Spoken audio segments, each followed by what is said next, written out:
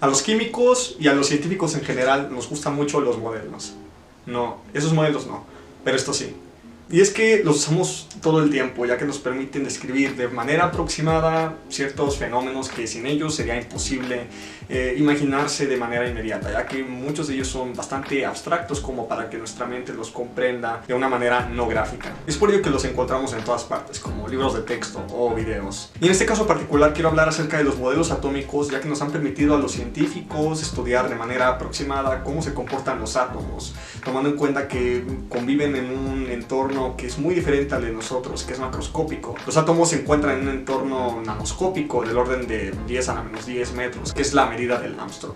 Y bueno, empezando desde el principio, ¿cuál fue el primer modelo atómico que surgió? Y la respuesta es el de Demócrito, como lo vimos en el video pasado. Y Demócrito no era químico ni físico, más bien Demócrito era un filósofo y matemático griego. Pero a este hombre se le ocurrió preguntarse de qué estaba hecha la materia, de qué estamos hechos nosotros, qué es lo que compone todo lo que podemos ver y no ver. Y bueno, entonces él planteó que toda la materia estaba hecha de lo mismo, todo estaba hecho del mismo material, como si fuera una plastilina muy minúscula, de cuyo orden dependía entonces los colores y las formas de los objetos. Más de 2000 años después llegó Dalton a formular su modelo atómico, que sí es un poco más cercano a lo que nosotros conocemos ahora como un átomo, y fue el primero que tuvo bases más científicas. Dalton mencionó que la materia estaba conformada de partículas muy pequeñas, simples e indivisibles, que son los átomos. Hasta la fecha sabemos que eso es cierto, que los átomos de un mismo elemento todos son iguales entre sí, no hay diferencias entre ellas, que los átomos permanecen sin división aun cuando lleven a cabo reacciones químicas, que los átomos de elementos diferentes pueden combinarse en proporciones distintas y formar compuestos distintos. Por ejemplo, el carbono y el oxígeno, que juntos pueden formar monóxido de carbono, pero también dióxido de carbono, no son lo mismo. Y también que estos átomos se combinan de manera sencilla, es decir, en relación 2 a 1, 3 a 2, 5 a 1, etc.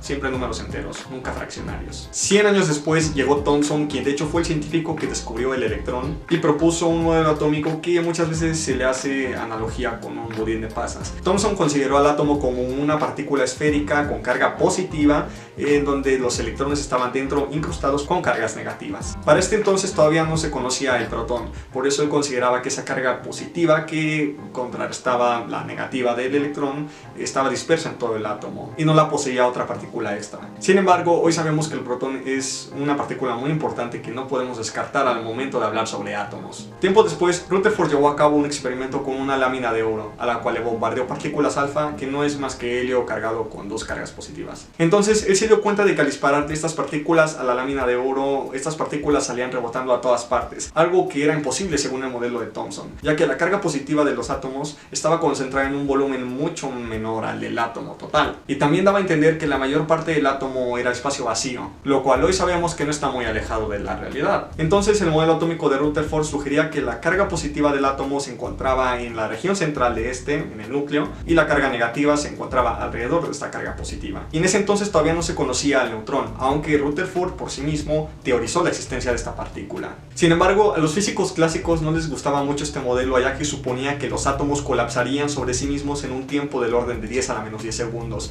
Quiere decir que nadie de nosotros existiría, nada existiría. Esto debido a que una partícula cargada y acelerada como un electrón orbitando alrededor del núcleo iba perdiendo energía, emitiendo radiación, lo cual no tenía sentido. En este momento había muchas más preguntas que respuestas, ya que a pesar de que se tenía un modelo atómico mucho más avanzado que los que habían en el pasado, todavía había muchas incógnitas que dejaban a los científicos pensando: ¿qué está ocurriendo? ¿Qué está pasando? Para este entonces ya se sabía que la carga negativa, que es la que poseen los electrones, se encontraba alrededor del núcleo, pero no sabían de qué manera estaba distribuida esta carga negativa. Así, el científico danés Niels Bohr propuso un modelo atómico en donde consideraba los orbitales como regiones donde el electrón podía saltar de uno al otro, del orbital 1 al 2, del 2 al 3 y así sucesivamente, dependiendo de la energía que se le proporcionara al átomo, ya que los electrones pueden absorber o emitir fotones. Este modelo incorporaba algunas ideas propuestas por Albert Einstein al descubrir el efecto fotoeléctrico, que es por el que se ganó el premio Nobel, por lo que se estaba metiendo en un territorio desconocido hasta el momento, lo que ahora conocemos como mecánica cuántica. La mecánica cuántica es muy bonita, pero a los científicos de ese entonces ni siquiera les hacía sentido. ¿Cómo les explicabas a ellos, los físicos clásicos, que las leyes de Newton ya no aplicaban para todo lo microscópico como los átomos, los electrones, las moléculas, etc.? Y les decías, por ejemplo, que a pesar de que el átomo existía, no podías saber dónde se encontraba el electrón o el protón. Y es algo justificable gracias al principio de incertidumbre de Heisenberg.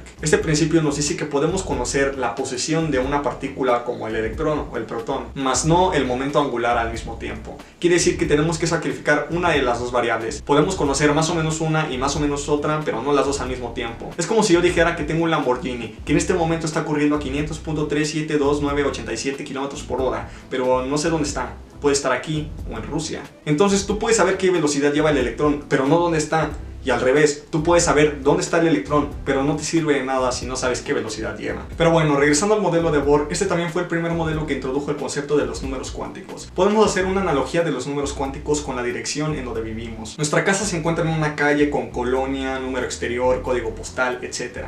Y es algo similar con los electrones. A los electrones tú les puedes asignar números cuánticos para saber qué forma tienen los orbitales donde se encuentran esos electrones. Sin embargo, una de las insuficiencias del modelo atómico de Bohr era que solo servía para átomos con un solo electrón, como el hidrógeno o el helio cargado positivamente, pero para el resto de elementos en su estado basal no servía para nada. Poco después, el científico alemán Sommerfeld le hizo algunos ajustes al modelo de Bohr, dando lugar a que él desarrollara su propio modelo. Él se dio cuenta de que los electrones tenían una velocidad muy grande, casi comparable a la velocidad de la luz, y esto podía explicarse solamente si los electrones no giraban en órbitas circulares completamente como lo decía el modelo atómico de Bohr, más bien se encontraban en órbitas elípticas. De esta manera, Sommerfeld propuso un segundo número cuántico. Hoy en día sabemos que en total son 4. Y este segundo número cuántico nos decía entonces qué tan excéntrica era la órbita de ese electrón. Una excentricidad muy grande quiere decir que la órbita es muy elíptica, y una excentricidad de 0 quiere decir que la órbita es completamente circular. Y en 1926, Schrödinger entonces propone un modelo atómico que es el que usamos hoy en día, después de haberle hecho algunas modificaciones menores. En este modelo, Schrödinger, en vez de estudiar al electrón como una partícula, la consideró como una onda, algo que está permitido ya que para ese entonces ya se sabía que las partículas se podían comportar como partículas